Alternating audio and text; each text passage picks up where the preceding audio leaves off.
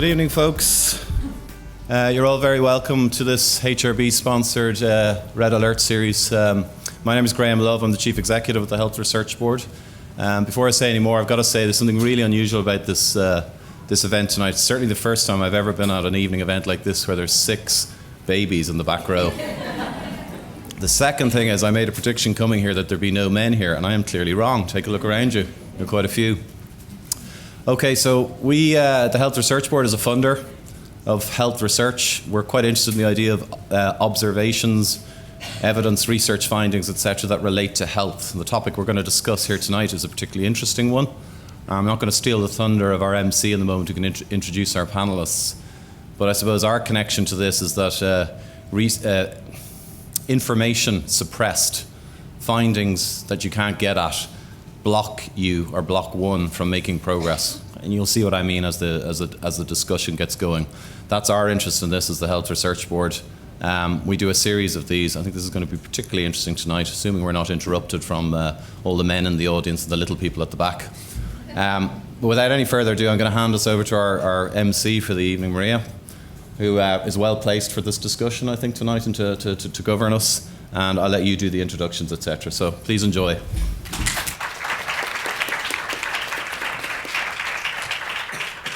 How are you doing?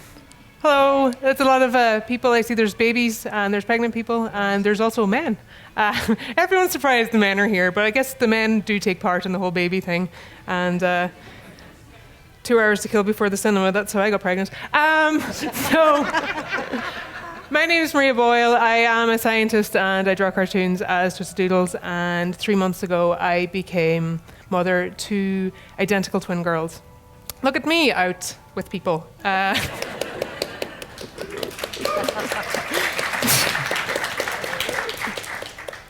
So one of the topics, or the idea behind this whole thing, is the HRB Red Alert to talk about taboo. And one of the things that everyone's aware of, and one of is babies and pregnancy, because we all came from somewhere. We don't want to think too much in detail about how that event occurred, but we did. But what we want to do is break the taboos around pregnancy and childbirth. And those taboos can be health problems that occur during pregnancy, labour and afterwards. Not only physical, but also mental health problems. These are things that we need to talk about. And that's basically what we're here to talk about today. So I'm Maria, but I want to introduce the other people who are going to talk today. So we have Deirdre Daly of the MAMMI study, Irene Lowry of Nurture, and award-winning medical journalist Shannon. And how this is going to work is each of our panelists are going to give a 10-minute presentation on their area, and afterwards we're going to have a bit of a panel discussion, and then at the end we're going to throw it open to questions, because I'm sure everyone's going to have loads of questions. I love the fact there's babies in here. That's amazing. I'll firstly say something to the babies. That was really fun until it started happening for real. Babies. All right. So first up, we are going to hear from Deirdre Daly, who is Assistant Professor in Midwifery in Trinity College, Dublin. And her current research project includes the MAMMI study, which is looking at health and health problems of women before, during pregnancy, and in the first year after the birth of their baby. And she is going to give a talk about what research can tell us about health problems that occur during and following pregnancy. So please give a round of applause to Deirdre Daly. Thank you very much, Maria, and a huge thank you to Emma. I'll have to fix this. There we go. A huge thank you to Emma and the Science Gallery people for inviting us here tonight to talk about, to tell you what the women that are taking part in the research are telling us. That's what I really want to do. And the MAMMI study started in 2011. We started the research actually in 2012. And MAMMI stands for Maternal Health and Maternal Morbidity in Ireland. And morbidity means a health problem that someone's having. And we started it in in 2012, and it started thank you to an awful lot of generous funding, particularly from the Health Research Board. We were very fortunate to win and get competitive funding from them on 3 occasions. And that gave us the chance to conduct this research and to do what the first slide did, which was to explore the myths and to explore the unknowns and to try and turn a few stones and look under the stones and see what was happening to women's health in Ireland. And to try and inform the future and see if there was anything we could do to help women become healthier. So, unfortunately, Professor Cecily Begley is, many of you know her, she's the principal investigator on the study and she's on the way at the moment, so she cannot be here tonight to give this talk. So I'm presenting on behalf of the MAMMI team. And what I really want to do is tell you, as I said, what the women are telling us about their health and their health problems. And I'm going to tell you what, as I said, the women have told us and leave it to you then to decide if these issues are taboos or it's something else. I don't know if any of you know this, but round about 70,000 women give birth in Ireland and have done over the last couple of years. It's dropped a little bit over the last couple of years, but these are roughly 70,000. And about 45%, so 35,000 of those will be, or 32,000 will be first-time mothers. And almost all of these women give birth in one of 19 maternity hospitals. There was only about 162, probably slightly more than that, but 162 home births in Ireland in 2013. Now, as a nation, Ireland, the Republic of Ireland, has got an awful lot of information on women's health before and during pregnancy. And anybody who is or has been pregnant will know that when you are pregnant, there's quite a lot of intensive monitoring and that you're attending midwives and GPs on a pretty regular basis. But we've also got gaps in the information, and there are no publicly available information, data on women's health once they leave a maternity hospital in Ireland. Just think about that for a minute. No publicly available information on women's health and health problems once they leave the hospital. So what you have is a country where, and a maternity services, where the woman and her baby are the very centre of care, the very centre of all we do and monitor when she's pregnant. When she goes home, when she leaves one of these 19 maternity hospitals, what happens is she seems to fade from our vision and our eyes. So does her health and her health problems. And what becomes dominant is the baby. And even if you look at our services in the community and the primary care say that they are for child surveillance. So what you've got in women's health then, and our knowledge about women's health, is this gap. And there's a gap between the hospital and the maternity care, the maternity hospitals, and a gap between primary care. And because that gap is there, we don't know anything about women's health and health problems after they go home. And that's why we started this, the MAMMI study. And as I said, we started in 2011, started the actual research in 2012. And the reason we did it was we wanted to find out about that gap. Find out how to fill it. What was in there? What was it about women's health?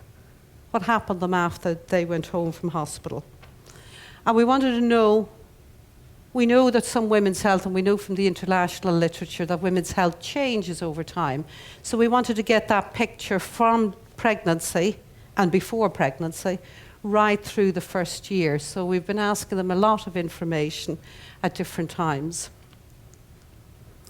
And we've been asking women an awful lot of sensitive stuff.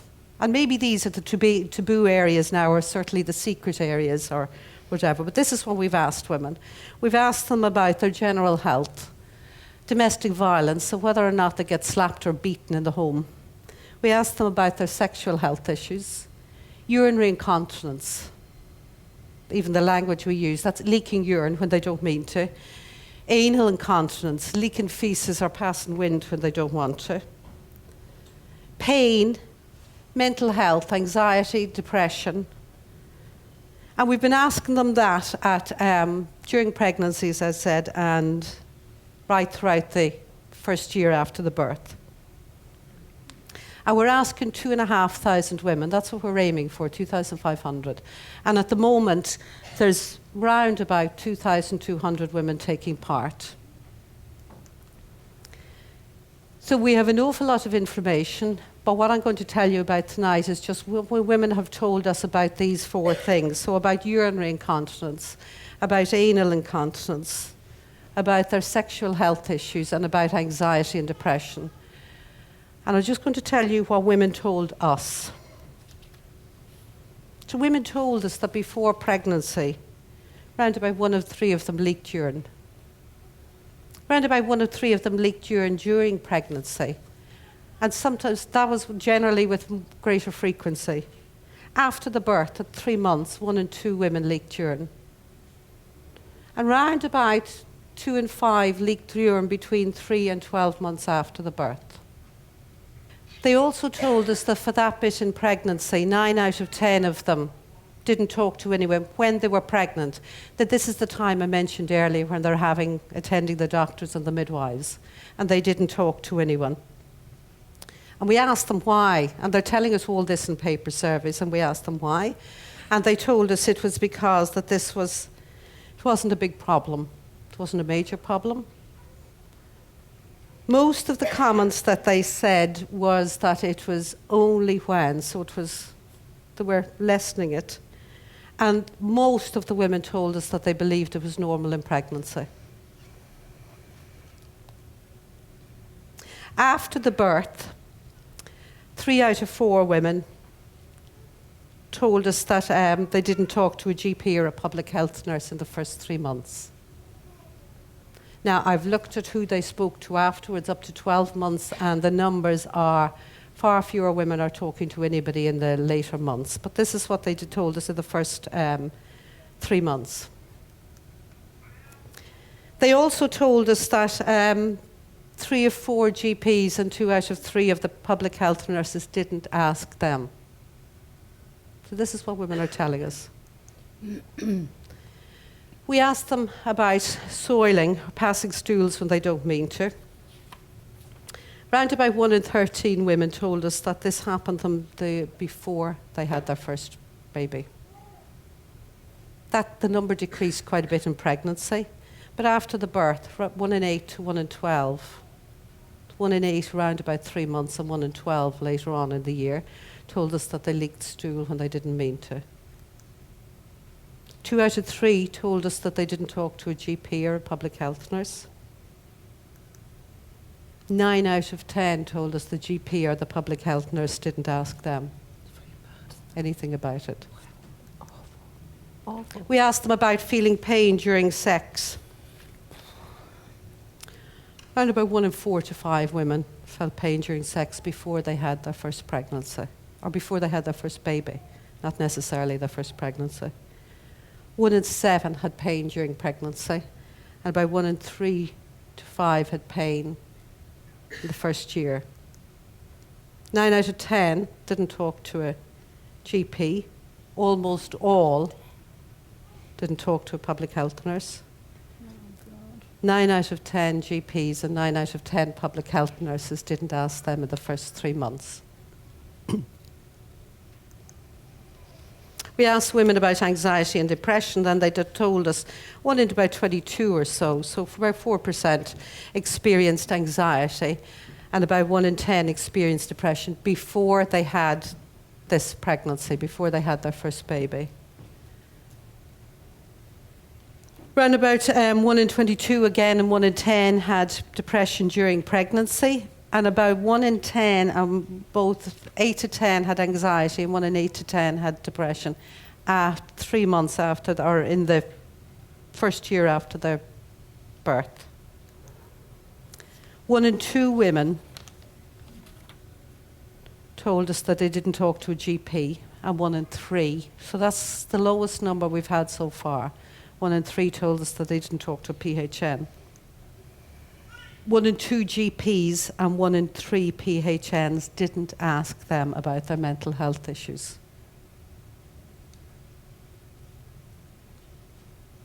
So, most women don't talk, did not talk to a healthcare professional about these problems. Most women told us that most health professionals did not ask them. We also know from some of the other literature that there's a lot of women out there that won't talk. I mean, there's quite a full audience here tonight, and I dare say most of you keep stuff to yourselves sometimes. And, you know, it's hard to talk about some of these stuff because it can be embarrassing. You can feel shameful. Some women are actually saying on the form and writing on the form, I don't want to talk about it. Because it's private, it's intimate, and it's sensitive. But there's also something happening, and that's when I started at the very beginning. There's a national silence. No data. What does no data tell you? That something doesn't exist. So if you're the only one with this thing that doesn't exist, you might think, well, I must be something wrong with me. I'm not going to tell anybody about it. But what you're left with then is a country that has no information about women's health problems, health and health problems after childbirth, because they're unheard and they remain unknown. And that's really worrying. And it's really worrying because many of these health problems are common, but they're not normal. Most of them are not normal, and they can be treated. And in many instances, they can be prevented. And if we got them early and treated them early, we could prevent them from getting worse through the course of a woman's life. So, are they taboos, or are they just silent and hidden in this country? Thank you. Well done. Thanks very much. That was great. Hi, everybody. Is this mic on now? Can I introduce you first, Irene? Oh, sorry, Maria. Sorry. Sorry. It's my nerves. Okay. This is Irene. Sorry. Irene Lowry is an accredited counsellor and the CEO and founder of Nurture, which is a charity providing affordable professional counselling and support surrounding pregnancy and childbirth to both women and their partners and families. So can you please give a round of applause to Irene? Thank you. Talk about jumping the gun. Am I using this mic or this mic? Does anybody know? Can you hear me? Yeah. Oh, very good. Okay. I'm delighted to be here. I want to thank Emma and the science team and everybody for coming. And as Deirdre said, it's great to see men in the audience because this affects men too. So as Maria said, I'm an accredited counsellor. I have my own, I don't practice that much now, but I had my own counselling practice in Rush, North County, Dublin. And in 2010, 2 young women came for counselling, one at the beginning and one at the very end, battling postnatal depression. And we hadn't actually studied as a counsellor postnatal depression ourselves. So I had to Google postnatal depression after this lady left. And the first time she came, she seemed perfectly fine. Well, as far as I was concerned, she seemed perfectly fine. However, the next week she came for counselling, you were looking at a different woman. And we as counsellors have to ask that question, do you have any suicidal thoughts? And she actually blew me away because she said, I don't have the thoughts, I have the plan. So she had in her mind a 4-year-old and a 6-year-old baby, 2 girls.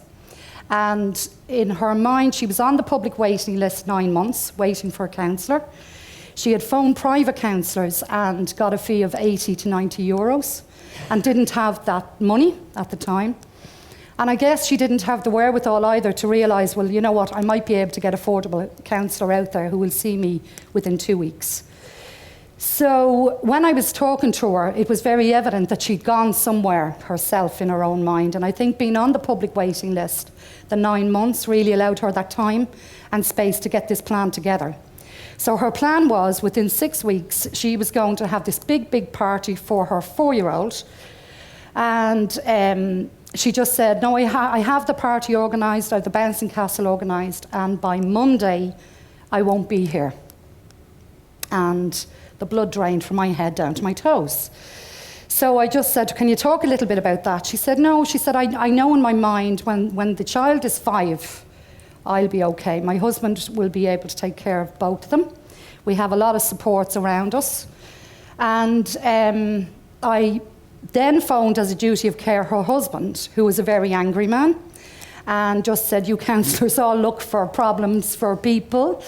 And he came to the front door, very angry, but within a couple of minutes you knew he was in dire straits. He was really, really upset. He knew there was something wrong with her, but couldn't pinpoint it. She was actually getting up in the morning time, handing her children to the baby minder, dressed up in her bank uniform, pretending she was going to the bank, but she wasn't actually, she was going back to bed. She had some money set aside herself to pay for the baby minder. And I took her up to the GP with him, and we sat. And interestingly enough, the GP handed her a script and said to her, you know, I really hope you don't take these antidepressants to overdose on. And she said, you don't have to worry about me, I have my stash. So 6 weeks later, to the day, she had the bouncing castle, and he phoned me on Monday morning and said she had overdosed on Sunday. So, did it have a profound effect on me? Absolutely. As a counsellor, we're all human beings at the end of the day. So I attended the funeral. My supervisor told me not to, but I did slyly attend the funeral. And it was left with me. So I went back into counselling myself. And then the end of 2010, another young woman came for counselling. Similar situation, a smaller funeral. She overdosed in a cafe in town. And her 9-month-old baby ended up in the care of the HSC. So it's now 2015. So this was running around in my mind, and I talked to my husband. We have a sizable house in Rush, and I got him very drunk, and I just said to him, I'd like to set something up in the house. I knew we didn't have the money to go big, so we had to start somewhere. So I was going to change my car, so we borrowed 12,000 to get, we called it Nurture, so we set up a charity. I hadn't got a clue what I was setting up, not a breeze. I thought you go out with a little bucket, collect your money and support people. Didn't realise the size or the involvement of setting up a charity. So I took over one room in my home, and then within 3 months I took over another room and then another bathroom. So the bottom part of the house was literally the charity. Volunteers were coming in, helping us. And today, 5 years on, we have 27 counsellors all over Ireland, nationwide.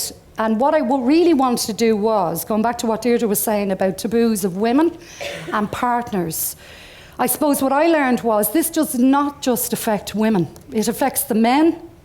It's bad enough, it's hard enough for the women to talk about it, but by God, it's more difficult for the man. The man is trying to hold it together. This is our learning after 5 years. He's trying to go to work and trying to hold the woman at home with the baby or other babies, or maybe no baby. It might be stillbirth, it might be a miscarriage, or a loss of a baby. So when I set it up, what I really wanted to do was get it home and support men. So we are here for the woman, the partner, and the family members, because the families are affected. Mammies, grannies, sisters, all call Nurture. And I would have a conversation with most of them, and so would our counsellors. So we're a bit of an anomaly because we are still running Nurture on a shoestring. We're not government funded. We are funded by the National Office for Suicide Prevention, which is fantastic. So that allows us today to subsidised counselling. So we offer a no wait list policy. So if any woman or family member phones Nurture on a Monday, they'll be seen by Friday. The amount, our fee for counselling is $35 if a woman or a family member can afford that. If they can't, because we have this grant from the National Office for Suicide Prevention, we can bring it back down to €10 an hour.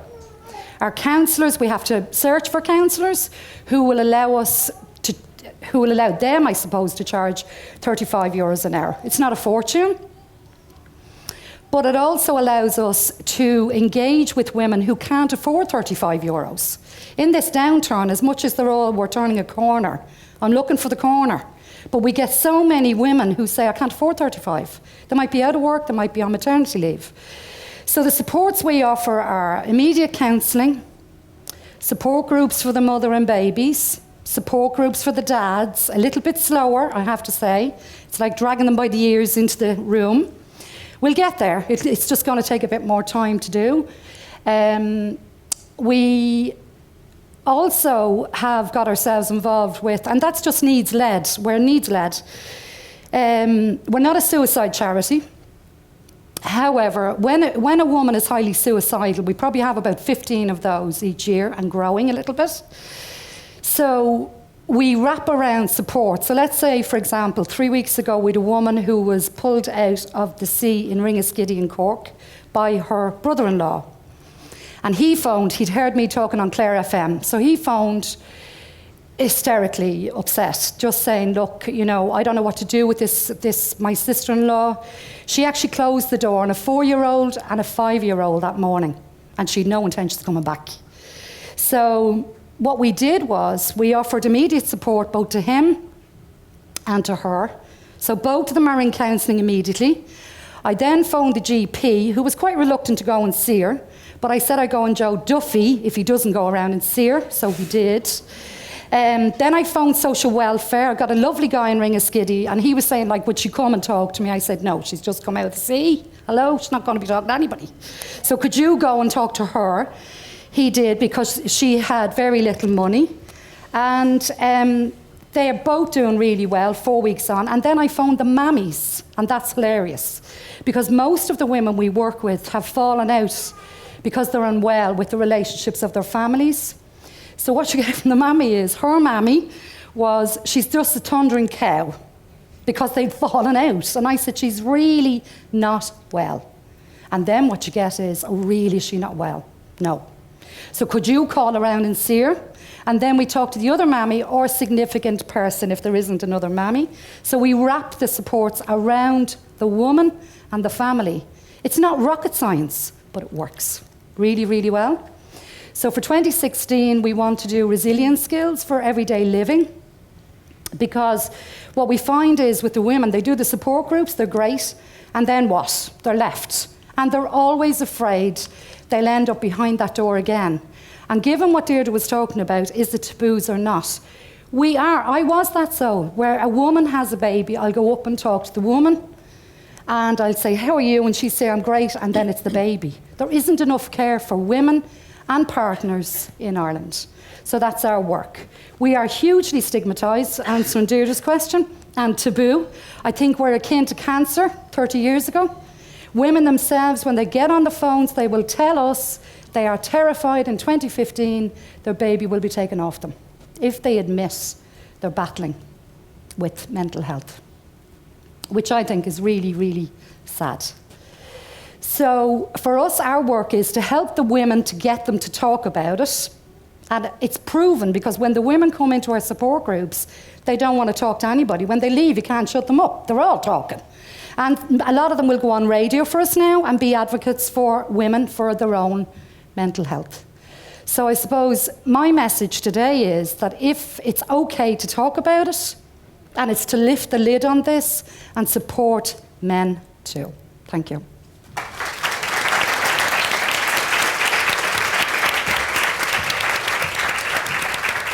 Thanks very much. Sorry about that. Okay, thanks very much, Irene. That was great. All right. Our final speaker for this evening is June Shannon, who is an award-winning Irish medical journalist with more than 10 years' experience reporting medical and health care issues in Ireland. She's written extensively on a range of topics, from health politics policy and to the health services being provided to the socially excluded. So she's going to talk to us today about taboos surrounding fertility treatment in Ireland. So please, a round of applause for June Shannon. Thanks a million. I'd like to take the opportunity, first of all, to thank Gillian Markey and Graham Love of the Health Research Board and Emma Hannon of the Science Gallery for asking me to come here this evening to speak to you. The title of this evening's event, Taboo, the Body and Childbirth, as we've heard from the excellent previous speakers, Deirdre and Irene, motherhood in Ireland is definitely surrounded by stigma and taboos. I was very struck by Deirdre's talk when I saw that women don't talk about problems, and even more worryingly is that health professionals don't ask, which is something we really need to look at. And I've also always been a huge fan of Irene's work with Nurture. It's an amazing charity, and we certainly need to do more about mental health. And it's another one of my big areas or soapbox areas is mental health, particularly in pregnancy. I don't know if you're aware, there's just 3 perinatal psychiatrists in the country, and all 3 of them are based in Dublin. There's none outside the capital. So for me, I've been asked to speak for a few minutes to you on the taboos that surround infertility and fertility treatment in Ireland. As a journalist, I've written hundreds and thousands of words, but the hardest word I've ever had to write was mother. I will never forget the form the nurse with a kind smile handed me in the hospital. It was December 2009, and I was being asked to sign a form to indicate my relationship to the tiny fetus I'd just miscarried at 9 weeks into a much-wanted pregnancy.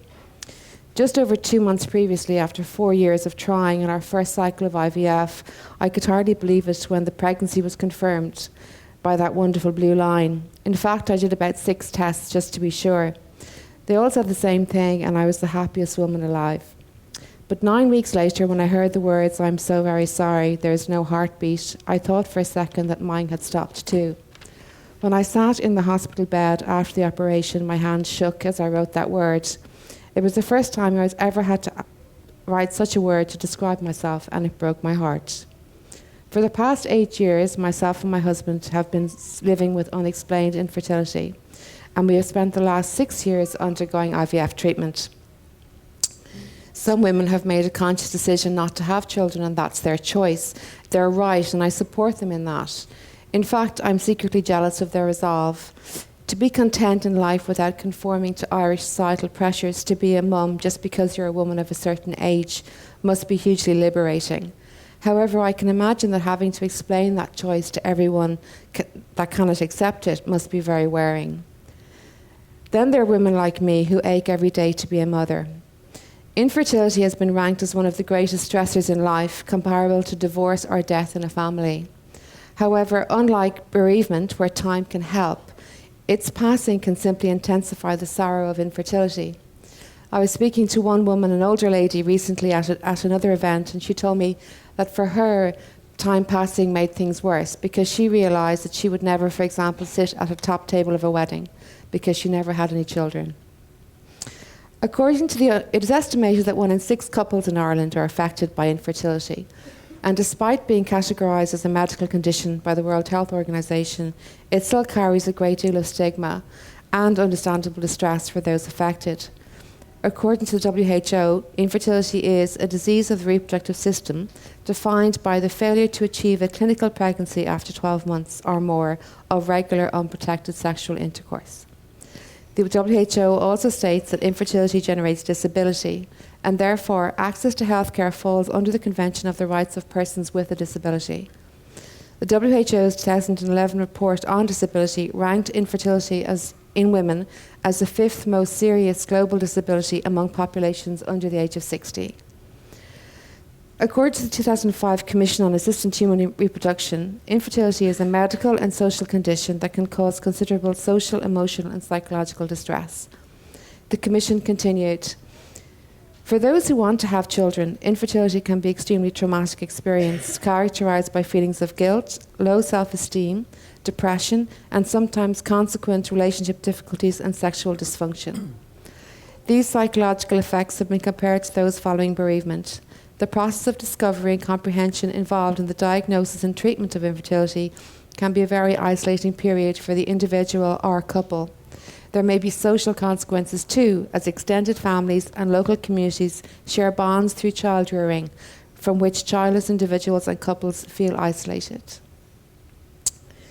Isolation is a very good word to explain how those affected by infertility feel every day. Loneliness also works. Over the years, my husband and I have been invited to numerous christenings, first, second and third, fourth, fifth and sixth birthday parties. And while we feel privileged to be invited to these wonderful, joyous occasions, they were always tinged with deep sadness.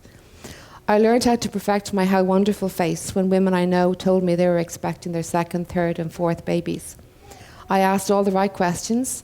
When are you due? How are you feeling? Are you going to the rotunda again? Do you know if it's a boy or a girl? Then I would go home and dissolve into tears, rally against the unfairness of it all, and berate myself for not being able to do what it seemed like every other woman I knew could do, and my heart would break all over again.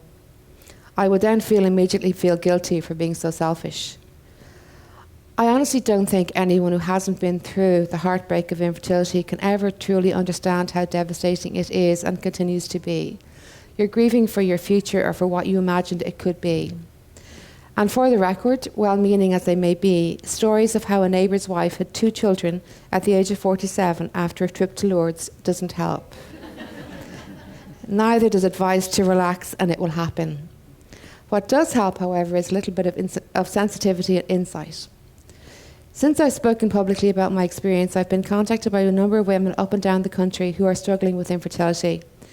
Many of them have confided in me they haven't even told their closest family friends or family members what they're going through, such as the stigma involved. There seems to be an unwritten rule in Irish society that unless you are a mother, you are somewhat less of a woman, and that is wrong. It shouldn't stop conversations with other women dead in their tracks when the response to how many children you have is none, but it does. It's important to acknowledge that men feel the intense anguish and heartbreak of infertility just as keenly as women. And apart from the real human costs, couples living with infertility in Ireland also struggle with a huge financial burden. Unlike the UK, where limited IVF treatment is covered under the NHS, in Ireland it's not covered by the health service. Apart from a number of clinics here that provide subsidised treatment to a select number of couples with medical cards, there is no widespread financial support. Infertility is a medical condition and its symptoms can include devastating grief and psychological distress. Yet in order to get any hope of treatment here, you have to be able to afford it, and that, in my opinion, is not acceptable. One round of IVF costs approximately €4,000, and many couples must undergo a number of cycles before they're successful. Our last step, using donor eggs, cost us approximately €8,000. These costs are hugely prohibitive for a lot of couples, and the thought that only those that can afford to be parents in Ireland are given that opportunity is, in my mind, inherently wrong.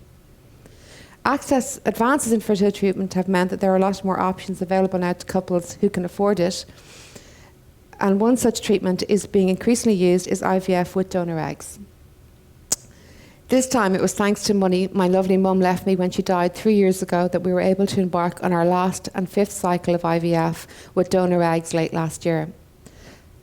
As someone who held my hand through periods of intense grief after our past failed attempts, I know Mum would be thrilled that her final gift to me gave us this chance. And it's thanks to Mum that finally, after 6 years of heartache and disappointment of 5 IVF cycles, a devastating miscarriage and €21,000, I gave birth to a beautiful baby girl just 8 weeks ago around the corner in High Street. Thank you.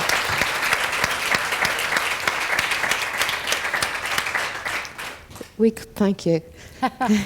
we called her Clodagh after Mum. No. And both myself and my husband are completely smitten. In fact, we feel like we've won life's lotto. Every day is like Christmas morning in our house. But while we're blessed with our happy ending, I know there are so many couples out there who continue to struggle with the heartache of infertility who have not been so lucky. And my heart goes out to each and every one of them. If there's one thing that the last 6 years have taught me, it's that people who choose to go down the road of IVF don't do easily. They know that despite the hopes of a happy ending, there is also the possibility that it will not work. They plough thousands of euro into treatments, undergo rigorous testing, take countless hormones and other grueling therapies for months on end, and if that doesn't work, they do it all over again. Infertility is a long, hard and lonely road, only really understood by those who have travelled it and fallen prey to its many potholes, dusted themselves off and got up again. But hopefully events like this tonight, we can start talking about it more and being more open about it and help get rid of the lonely associated stigma and taboo. Thank you very much for your time. Thanks for giving me a hug.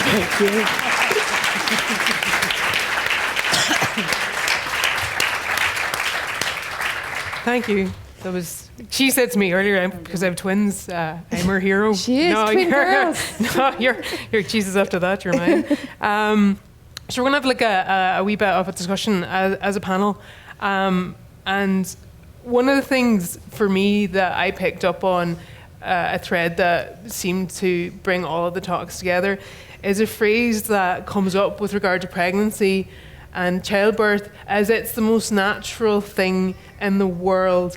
And one of the problems that I have with that is that because it's the most natural thing in the world, with regard to infertility, you feel you should be able to do it. And with regard to problems during childbirth or during pregnancy, you there's this expectancy that you have to suck it up. Do you have any comments to make on that, or how do we actually get to change that as a society? The one thing, and I remember reading a book years ago that was called No Time for Women.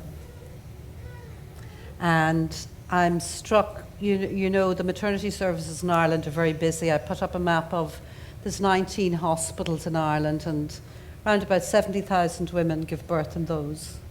Half of those women give birth in 4 hospitals, 3 in Dublin and 1 in Cork. So that's 35,000 births in 4 institutions. How can you have time for women? And I think if you give women time and give women time to talk, and give women time to talk about the issues. So my mantra would be, listen to women. I think there's another thing, Maria, as well, that if you saw from the slides, these aren't pregnancy-related problems. These, they're easily treated, some of the ones I've spoken to, but they pre-exist pregnancy. That's a massive public health issue in Ireland. That's a massive public health issue to get out to the young women and young men of Ireland. We need to talk to them and listen to them before pregnancy. I suppose one of the things that I noticed when I was pregnant is that, like, maybe about you get one checkup and they'll ask you about pre-existing conditions, and then it's really glanced over for the rest of your pregnancy. So how, in your opinion, do you think research is going to impact that? I think, well, first of all, the findings from this, I mean, we've known some of this information from international literature in recent times.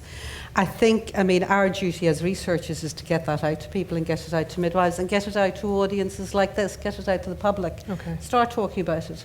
But I mean, even all of you women who come in here tonight, I mean, to start saying, you are so open. And it's people like you, and I think it's women themselves that are going to change services. And we know throughout the world that when maternity services have changed positively, it's because women made it happen. I think in relation to pre-existing conditions as well, like Deirdre mentioned, with mental health and depression, I think it's about a quarter of, if I'm correct, of postnatal cases where actually women were suffering with depression before they got pregnant. Yeah. So if that was screened before pregnancy and treated successfully, then they could have avoided having postnatal depression, which is devastating. One of the things that I thought about with regard to, like, I have identical twins, and they were conceived naturally. I did have a worry that I would be infertile because when I was a teenager I had cancer, and there was a possibility that the treatment that I had could have affected my fertility, but it didn't, and I was incredibly lucky with regard to that. But one of the things that I've thought about with regard to people who've had children through IVF, do you think there's an increased risk of mental health issues because there is a pressure that if you don't seem grateful for your baby, then, like, what are you complaining about? You have a baby, this is what you wanted, and it maybe turns out it's not everything you expected. Yeah, I suppose. Well, I mean, there's a lot in that, you know, infertility itself can cause mental health difficulties and trauma, and it can be very, very tough, especially because you need to do a couple of rounds and you need, you know, a lot of support around that, and the support really isn't there. And then when you do get pregnant finally and you realise actually pregnancy, you can be sick, you can be miserable, you know, you can be very unwell in pregnancy. Oh yeah. And you know, the hallmark card of the blooming woman with the bump, you know, it's actually not true, you know. And for not opposed to just those of us who do infertility treatments, you've got women who may, have an abusive partner. They may never want to get pregnant in the first place. There's all this stuff that we don't talk about, and that hallmark blooming woman is actually not really true. And then you have this pressure to bond with your baby when it's born. You have this rush of love for this tiny thing, and and what if I don't have that rush of love, and what if I don't get pregnant, what if I don't bond? I mean, your head could just be melted with all that kind of stuff aside. But to answer your question, I think that people who, when you go for infertility treatment, you get counselling anyway. It's all part of the package. But I definitely think we need to look after our mental health more anyway, even before pregnancy. And we need a lot more supports. The maternal mental health services in Ireland are abysmal. As I mentioned before, there's just 3 psychiatrists in the whole country who specialise in perinatal psychiatry, which is counselling women before pregnancy, during pregnancy and after pregnancy, and all 3 of them are based in Dublin. There's none outside the capital. Which you're trying to change? Or That's one of the things that we were discussing before is that because of like magazines and how the media portray pregnancy, there's sometimes this incredible pressure of what the perfect pregnancy and the perfect baby, and you have to breastfeed, and if you don't breastfeed, you're a failure. And women sort of take this in. Have you found that with people? Well, we find it all the time, but I suppose what we come across is, as I was saying to Deirdre earlier, is an awful lot of women. If you look at the magazines and you look at even Posh Spice, I'm not picking on her, but I'd love to strangle her at times. She comes out, she has a baby, she comes out. Kate Middleton, unfortunately, is in that sphere as well, and that's not her fault, that's media pressure. But is that the reality of a woman when she comes out after having a baby? I don't think so. No. It's not the reality. But unfortunately, the women are looking at this. So you've got this super mummy attitude going on, that when I have my baby, my house will be perfect, my baby will be dressed in designer clothes, everything will be, I'll have this amazing pram, all the gadgets, I'll have everything at top of the range. Is that reality? I'm sorry, it's not. It's a grenade in the room. The house is a grenade because this baby has suddenly come in and nobody knows what to do with it. And yes, there are thousands of women out there who will have this euphoric, joyous occasion. But I suppose we're there for the women and partners that just doesn't happen to. And the reality is, when you have a baby, or even if you don't have a baby, talking about infertility, but what about the women who lose babies, stillbirths, miscarriages? We have one woman we've supported who's had 7 miscarriages and still has no baby. And the marriage is over because of the miscarriages. She still wants to keep going. So is that reality? No. But I think if we can get women and partners to openly talk about this, a man, with all due respect, if they like a jar, they'll go to the pub, they'll sit and they'll talk about safe subjects, they'll talk about sport till their ears are blue. But will they turn around to somebody and say, my wife or my partner is battling whatever, we can't have a baby, we've lost a baby? We get a lot of calls from women who bury their babies in different angel graves and all of that. They need support. So as Deirdre said, the hospitals are stuffed. The midwives, we work with the midwives. I mean, go and talk to a midwife, God bless her. They're stressed to the gills because because there's been an embargo on employing other midwives. Some of them were saying, I don't even get sleep because I'm so stressed about, I have a caseload from Monday, I get to Friday. And I suddenly realise I haven't seen 10 women. And then you have the other thing in the mix, which is huge. Women won't talk about it because they're embarrassed and ashamed. And to finish my story, if I can, please, we moved the charity this year out of my family home. We got 15,000 of a grant. We're not stuck there still. We got 15,000 of a grant from the Progressive Credit Union for rent in Skerries. So we have a new head office in Skerries. And I just won Social Entrepreneur Ireland, which means we have €100,000 over 2 years to employ people in the charity, which I'm delighted with.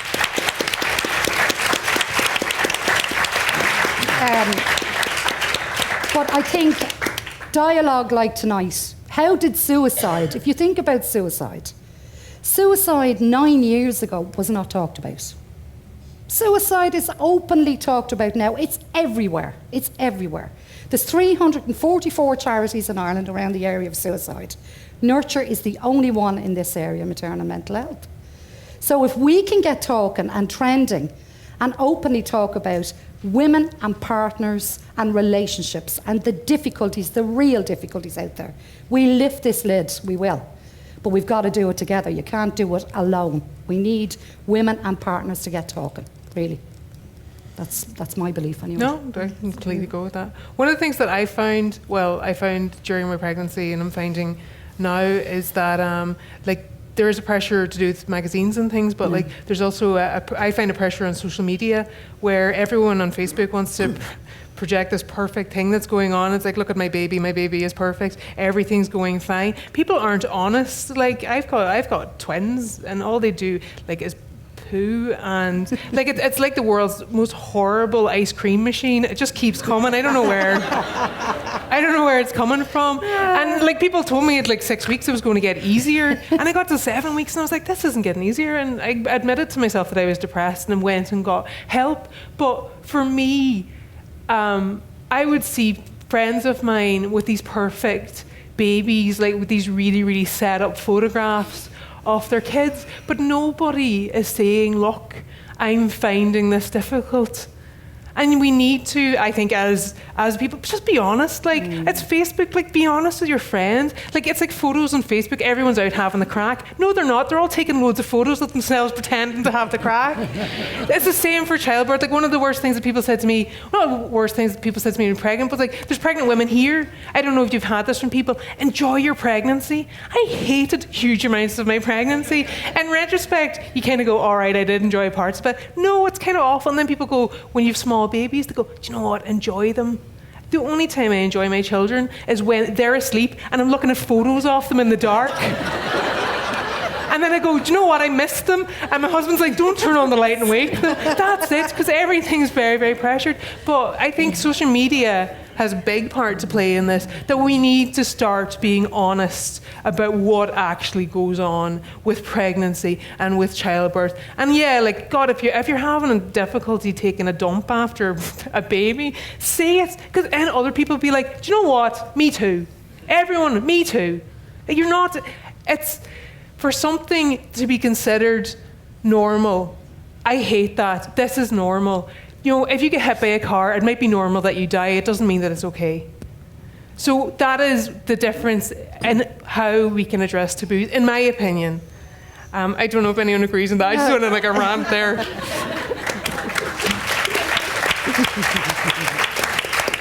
I think as well as women, other women, we put pressure on ourselves. Oh God, it's worse with women. Like when I had our baby in Hall Street, my milk never came in, and I tried on that disgusting, horrible pump for 5 days. And I just tried, and I was like, oh my God, I have to breastfeed her. Everyone says it's the best thing you have to do for your baby, drown. And my milk never came, so I gave her a bottle, and she was delighted, and I was delighted, and she was feeding, and she was happy out. And then I had this argument in my head for anyone who asked me. People were asking me, are you feeding yourself? And I'm like, no, my milk never came, and I didn't have time, and I was pumping 5 days, I really tried hard. And they look at me going, just asked you a question. But it's like you just feel you have to justify the fact that you're bottle feeding. Yeah. Even though completely. No one tells you that breastfeeding is so hard. Oh, babies are idiots. You just they really are. Just like headbutting your tit and going, why can't you do this? And then they look at you like it's your fault. But it looks so easy. It seems so easy, and it's not. It's really hard. They don't get so angry at you. You're like, calm down. I just breastfeeding my twins. Like one time I managed to get them both on. I just went, these babies are getting on my tits. Oh, very good. No, but like I completely agree with that. I mean, women who breastfeed are fantastic, and if you can do it, brilliant. But we need to be honest and say it's hard. Oh yeah. It's sore. It doesn't always work, and it's okay not to do it if it doesn't work for you. It's whatever works best for you and your baby. But you know what? If you're like, everyone has their own opinion, but you know, if you are pregnant and you're kind of like, I don't want to breastfeed, you know, give it a go. You kind of go, it's kind of funny because there's like a baby stuck to your boob. And one of the things that happened to me was, so like when you breastfeed, you get like a release of oxytocin, which is like the bonding hormone. It's released during breastfeeding, and it's also released after men orgasm because like men are full of testosterone when they are doing it. God, I can't believe I'm like weird about that. I got pregnant, of course that happened. But like, so afterwards, this kind of like switches them off. So it's like a bonding hormone. But one of the things I found was like when I was breastfeeding, I get this like rush of oxytocin, and it made me fall asleep. Like I just go like this. And I was talking to a midwife, and I was breastfeeding because like, she'd help me. You get your boobs handled by strangers, it's amazing. And she was helping me, and I just started falling asleep. And she goes, "I've never seen that before." And I went, "Yeah, it's like being date raped by a baby. It's incredible." But give it a go. We're going to open up to you guys. So there's a wee roving mic. So if you put your hand up, and when the mic comes to you, you can answer a question or ask a question to our panel. We've gone around. There's, I think, a lady there in the back row. Hi, thank you for the discussion. It's been really interesting, and for all the work that you guys put into it. Just when you're talking about breastfeeding, I just wanted to ask you, why do you think that we do in Ireland have such a strange relationship with breastfeeding? It seems to me that it's odd that the levels are so low here, and yet women really want to do it. I'm just weaning my second baby now, and I had trouble feeding on my first baby, and I really felt that the support wasn't there, and I wish it had been, because I had a much easier time on my second baby. And yet I don't want, like, I think it's totally understandable if women don't. It's a really strange juxtaposition, I guess. I'd love to know what you guys think about that, because it is a taboo. No matter what way you say, you talk about it, it is.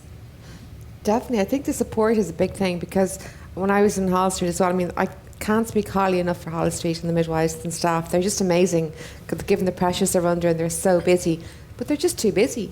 You know, they did try to help me, and they, as best they could, but they also had like 10 other women that they had to look after as well. And the staffing, they just don't have enough support there. So I think we need more support immediately after birth. And then you're only in hospital for 3 or 5 days and you're home and you're kind of on your own. I think we need a lot more support. I totally agree with you. Congratulations on your babies, by the way. I found I came home with twins. Like I was doing what was called topping up, which was, it's meant to be when you're breastfeeding and then give them formula, but I was really giving them formula and then trying to breastfeed. And I came home and I remember crying because I couldn't do it. Like, it is this whole thing, the whole most natural thing in the world, but babies are idiots. And you're just like, what the hell? But I contacted, I think they're called Quidju. There you go. Yeah. And I contacted one of their breastfeeding counsellors, and she was amazing. She basically was like, babies are idiots. And I was like, yes, I knew. But I was really, really upset. And I had to go and look for that support. So the support is there, but it's not offered in hospital, and it's not offered. You have to look for it yourself. Yeah, you have to look for it yourself. That's not great. I don't know if you guys have an opinion on breastfeeding. Do you? I think there's a load of people. All right, I'd love to hear the opinion from others first. Thank you all, and I'd like to commend you all on excellent presentations. I just have a quick question for Deirdre, actually, about your research. Is there any plan to feed that back into the system? So I think the public health nurses are probably best placed, because they meet women who've had babies immediately after. They have great access, but I don't know if we use that resource well enough. And touching on the breastfeeding as well, perhaps they're not maybe the best people. I know a lot of my friends have had breastfeeding specialists come out, but that's an expense that not everybody can afford. So maybe, is there a gap in our public health nurse system that perhaps training needs to be looked at again, and different systems put in place? I wouldn't say there's a gap in the public health nursing system. I'd say there's a gap in the whole system. You know, for you hear women here, and women in the audience will say that, I mean, June said she went home 3 to 5 days without help. There's a lot of women going home 1 to 2 days. Yeah. With nobody. Nobody, yeah. Mm-hmm. And public health nursing services, and I had the privilege of talking to quite a few of them when I was starting up or doing bits of this research. And they would tell you, I mean, they have a diverse caseload. Many of them have a diverse caseload. And they have, under overwhelming pressure, particularly in areas where population growth was huge in the, you know, the middle to the late 2005, 2010 plus. So what are we going to do with this? Any plan to feed it back? Yeah, I mean, we have a dissemination plan, and to get it out to the public. I mean, it's the first real research of this type that's coming out of Ireland, and what you heard tonight was just a snippet of what women are telling us. And I think what they're telling us is that we need to have a good look at our services and the sort of help and support we provide them with. Not just public health nurses, but all over the service, all throughout the service.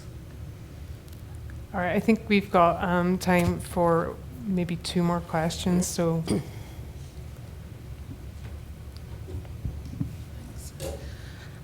I'd like to thank everybody who's spoken. I'm Krisha and I'm from the Association for Improvements in Maternity Services.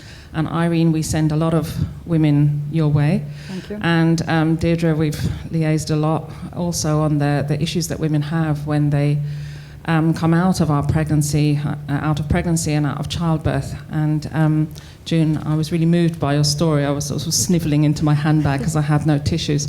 And in my handbag, I also found a pink pen, which is absolutely useless because I can't really read the notes that I've written. But I would like to talk about 2 taboos, or even 3.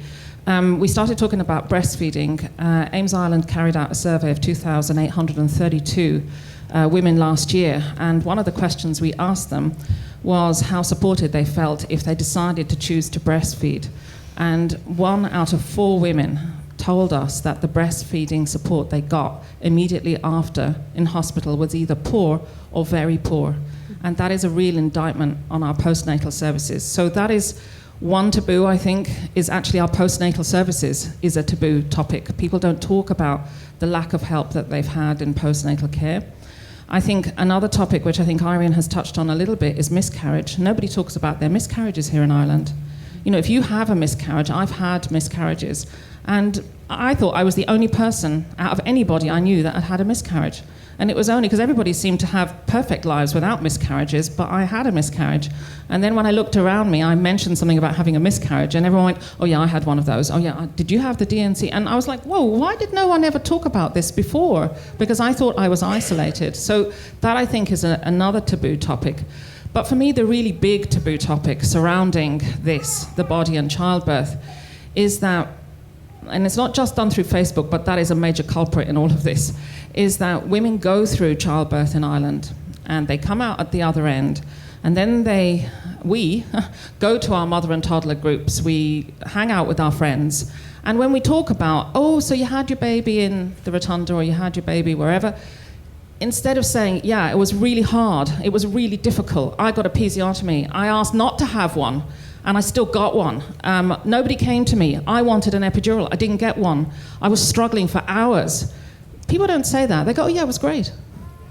And then you're sitting there having asked the question, knowing it really wasn't very great for you. And you, as you've already all stated, you think that that's not normal now because you had a difficult experience. And I would say that the majority of women have difficult experiences going through our maternity care services, but nobody ever says anything about it.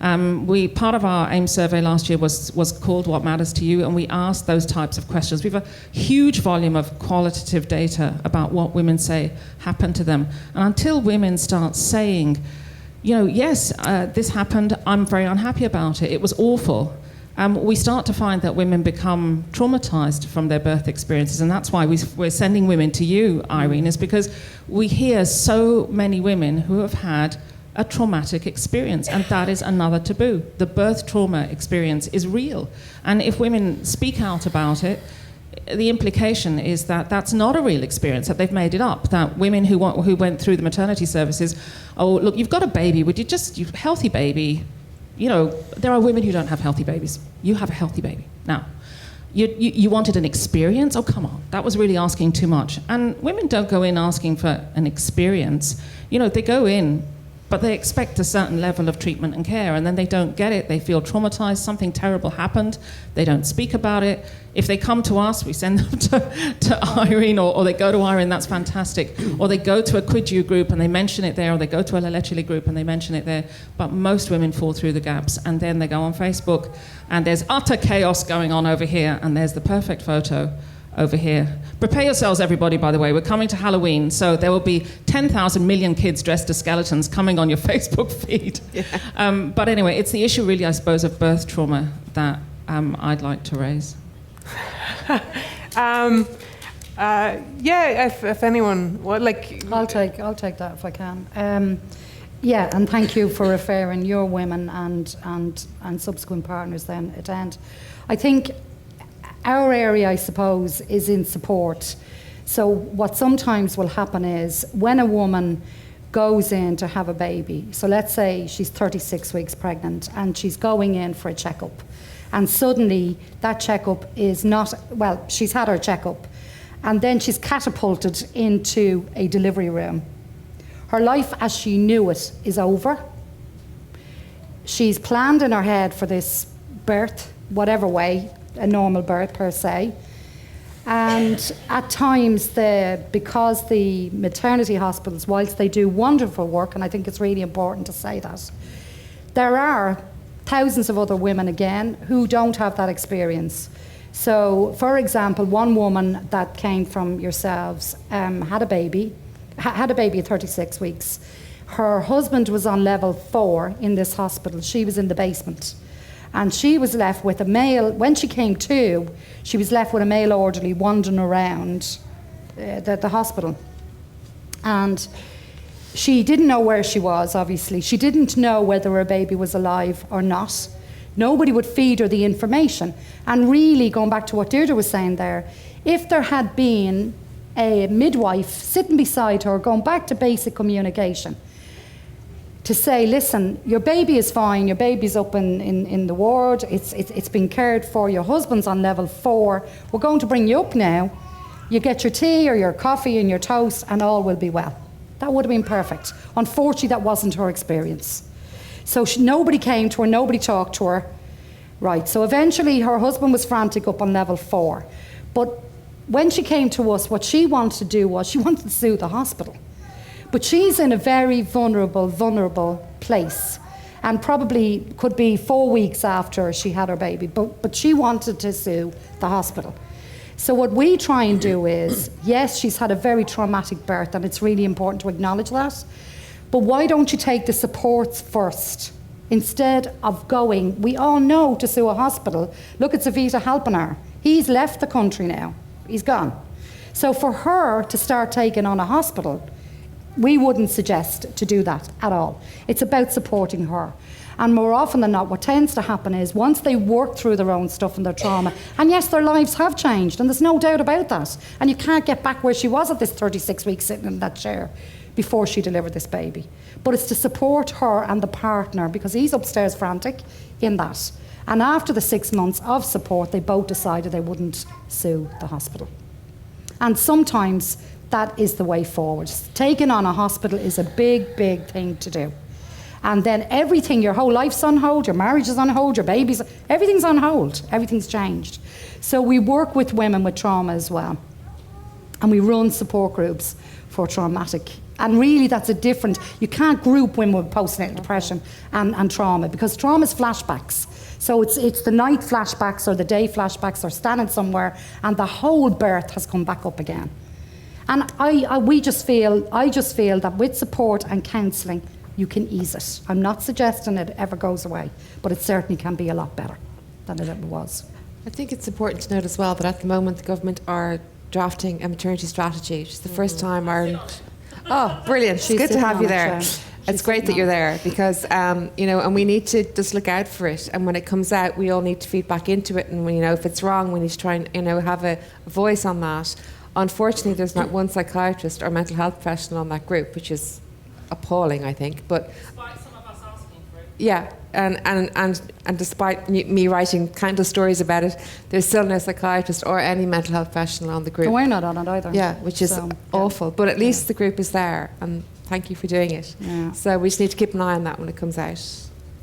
All right, guys. I think we're actually a little bit over time, so I'm going to wrap it up now. So I'd like you to give a round of applause to Deirdre, Daly, June, Shannon, Irene Lowry for coming here today and talking.